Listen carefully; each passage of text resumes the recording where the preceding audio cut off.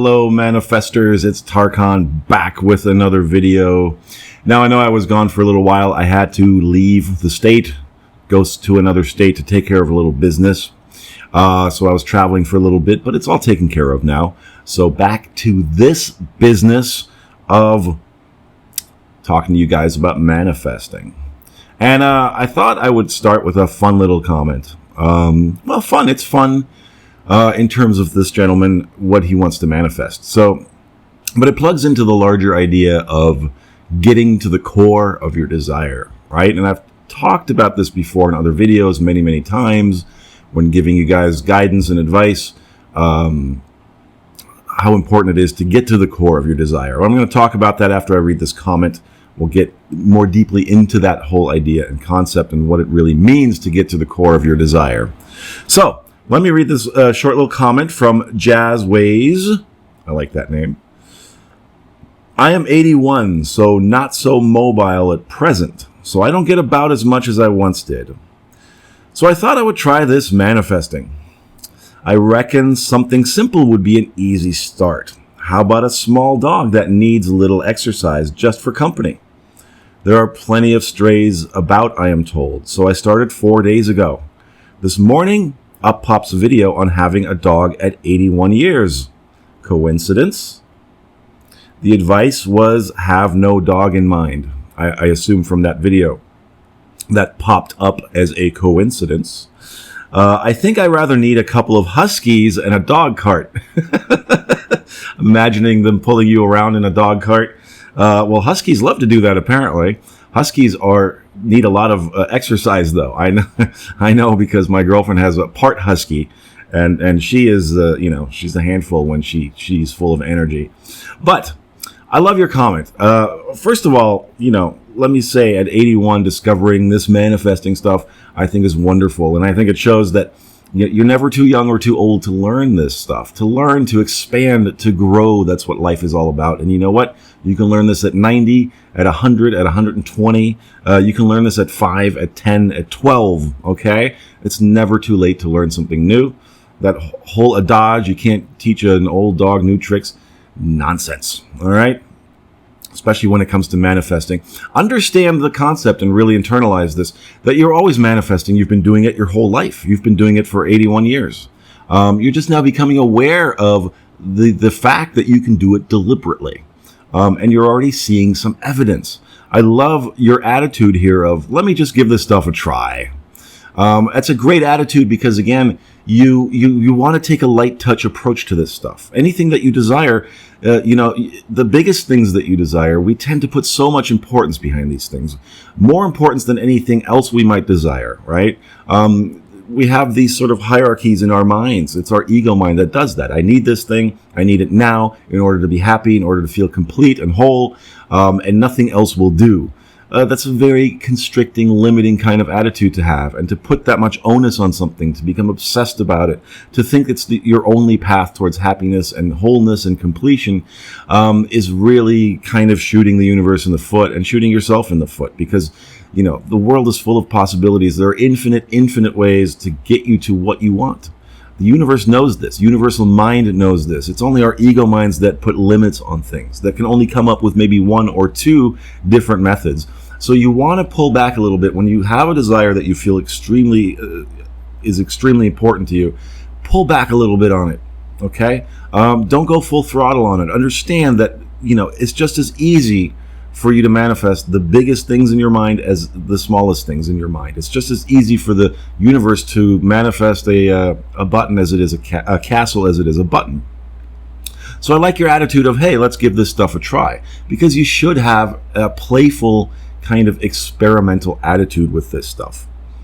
I also like, I want to say this about your, this morning up pops a video on having a dog at 81. Coincidence? There are no coincidences. You manifested that video, okay? Just as you're manifesting this one right now, where I'm addressing your comment, all right? Now, I want to say this, let's lead into what the topic of this video is in regards to your comment here. getting to the core of your desire is really one of the fundamental steps when it comes to manifesting. In other words, if I want a big pile of money, right, I think that money is going to bring me something. It's going to bring me happiness. It's going to bring me some kind of popularity. It's going to give me freedom. It's going to give me peace of mind, relief. So the point here is that with anything that we desire, what we're after is a feeling state. What we're after is a state of being. What we're after is some condition that allows us to feel a certain way, or we're trying to avoid feeling a certain way. So whatever it is that you desire, it comes down to that core idea for you. And many people aren't aware of this because they think, well, I want the pile of money. And I always start with this. Ask yourself why you want the pile of money. So I'm using money as an example here. And I always get those looks like, Tarkan, what are you, crazy? What are you, nuts? Why wouldn't I want a pile of money? Who doesn't want a pile of money? Yes, okay, but a pile of money alone doesn't do anything. I mean, you could burn it for kindling, maybe, keep you warm. Whatever it is, you could wallpaper your walls with it. What do you think money is going to bring you? What condition, what feeling state is having a pile of money going to bring you? And how much is a pile of money? What will be the enough money for you? $1,000, $50,000, $100,000, $10 million?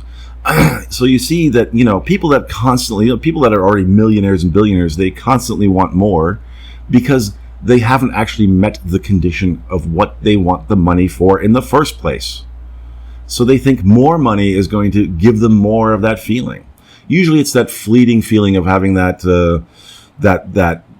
initial success of getting a pile of money, right? But that fades because what the money really is a stand-in. It's a representation for something else. Your mind has just used money in this example to symbolize that state of being that you're after. So if you really want to be successful at manifesting, you need to, with everything that you desire, no matter what it is, you need to ask yourself that fundamental question first. Why do I want this? Why do I really want this? In other words, ask yourself, how do I think I'm going to feel when I have this thing that I desire? When I have that money, when I have that relationship, when I have good health, when I have energy, when I have that job, that house, that car, that trip, what is it you're after? And if you can whittle that down to the core of what you're really after, in other words, the feeling state that you're after, then that's half the battle with manifesting. Okay? And I can't stress this enough because I get a response from people saying, Tarkan, I don't want to feel a certain way. I just want that thing. No, you do want to feel a certain way. I'm going to push back on that because you think you don't. You think that thing, that person, that pile of money is going to be the end all be all to your happiness, to your joy, to your fulfillment. And often what happens is people get it and they go, well, I still don't feel that great. I still want something more or more of the same thing. So when you get down to the feeling state that you're after, which is always the thing that you're actually after, then the money will come, the relationship will come, whatever it is that you desire will come, but also many other things will come that will fulfill that desire for you, that will fulfill your desire for feeling a certain way. And so, for instance, let's use the example of money. And I say this to all my coaching clients, all right? This is a great example to use because it's very straightforward and a lot of people want a pile of money. So it's something simple to kind of demonstrate this, what I'm talking about. If I want the pile of money, I ask myself, well, what is it I want money for? Now, I may want money because I'm feeling insecure about my finances. In that case, the only thing that my monkey mind, my ego mind can really conclude is, well, more money will take care of that. More money will provide me with a feeling of security, right? I might want money to have adventures with, to go traveling with, to do, go skydiving or whatever it is. So in that case, what I'm actually after is adventure, a feeling of excitement, a feeling of passion. And so, therefore, I just think that the money is the only way that I'm going to fulfill that need, that desire for adventure, for excitement, for passion, okay? I might want to be popular, and I think money is what's going to make me popular, what's going to make people like me and love me and want to be around me. So, therefore, I'm just plugging that in. I'm just using money as a stand-in for that feeling of being popular.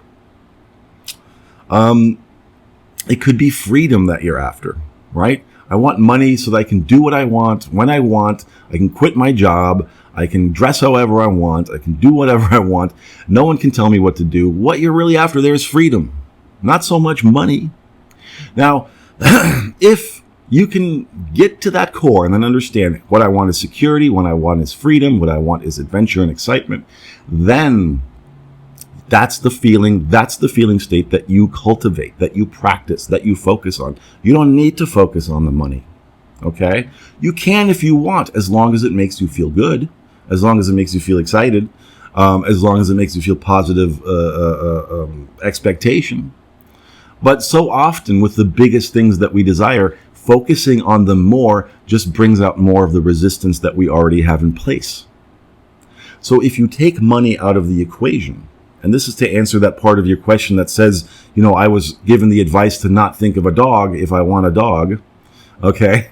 Because if you have a resistance around that idea, let's say the money, right?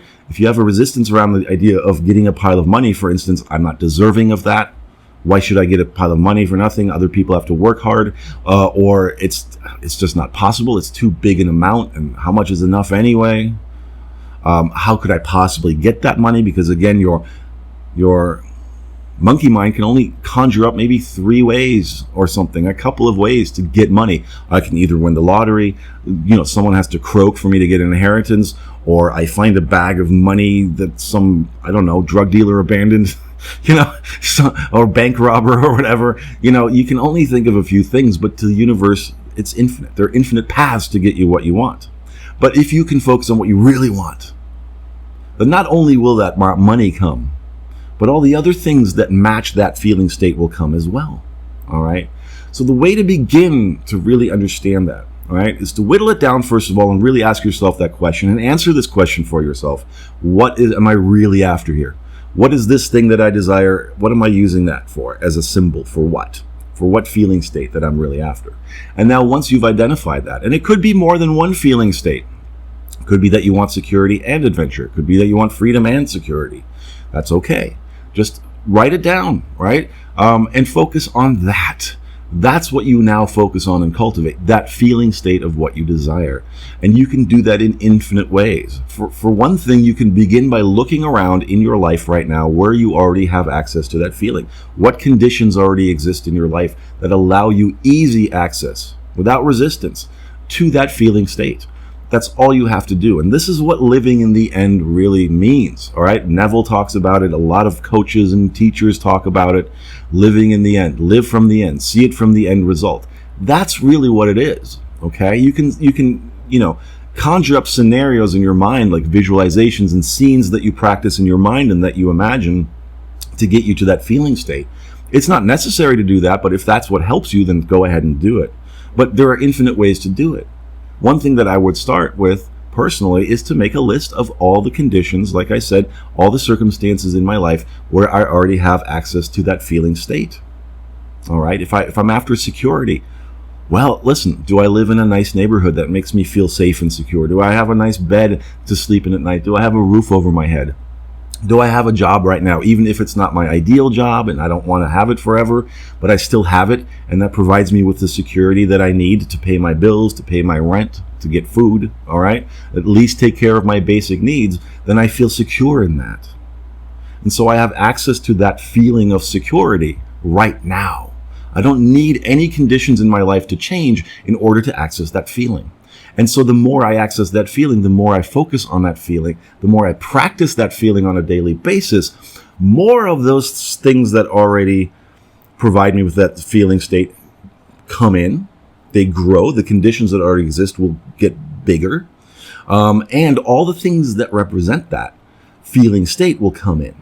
Okay, and it could be a pile of money, and it probably will likely be a pile of money, but it'll be other things as well. Because what you're after is that feeling state. If I'm after freedom, okay, and I think money's going to give me more freedom, well, where do you have freedom now? Because if you look around, you always already have conditions in place in your life right now where whatever feeling state you're after already exists. So I have a car. That gives me a great deal of freedom, okay? I live in a relatively free country, and so I count the blessings of those freedoms, and I enjoy those freedoms, right?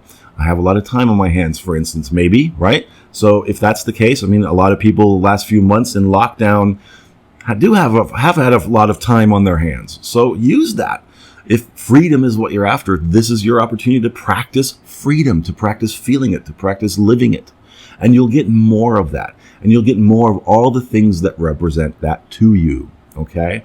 Be open to the possibility that it doesn't only have to come through money in this example. It can come through any number of avenues, including money, but it won't be the only way that it comes to you. All right? So in terms of your comment here and your question specifically about the dog, all right? I liked your comment too because you actually are getting to the core of what you want. And I like that because you're saying, look, I'm not so mobile. I don't have a lot of company, so I want some company. And I think a little dog that maybe isn't also very mobile or that's lazy and doesn't do a lot of exercise might be the perfect way to get this. And at some point you sat down and you came up with that idea that came to represent this idea of having companionship to you. It comes out of a feeling of something is missing, or there's some condition that I want to improve. In this case, you're feeling lonely, right? I want to improve the condition of being lonely, feeling lonely. I want to feel like I have a companion. I want to feel that I'm not alone in the world.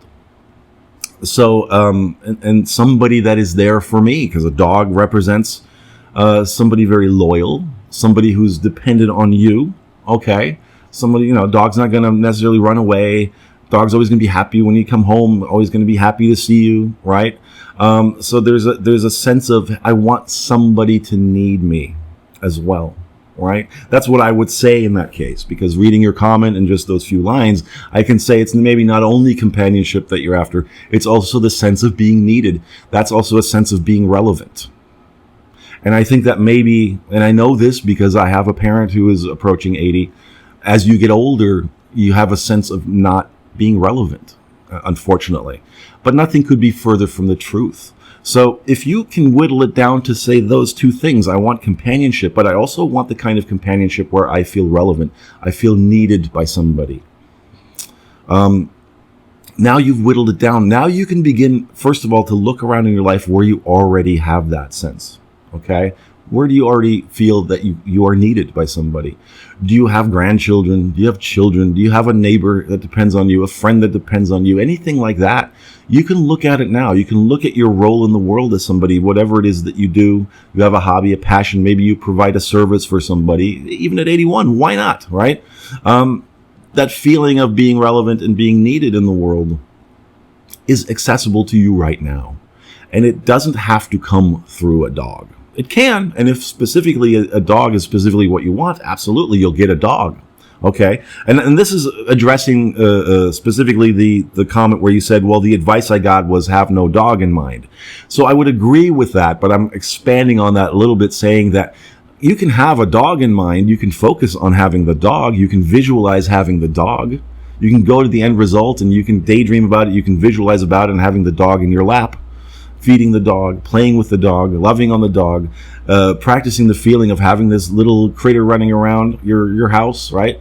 But I would say the advice probably really meant that you don't only have to focus on it being a dog.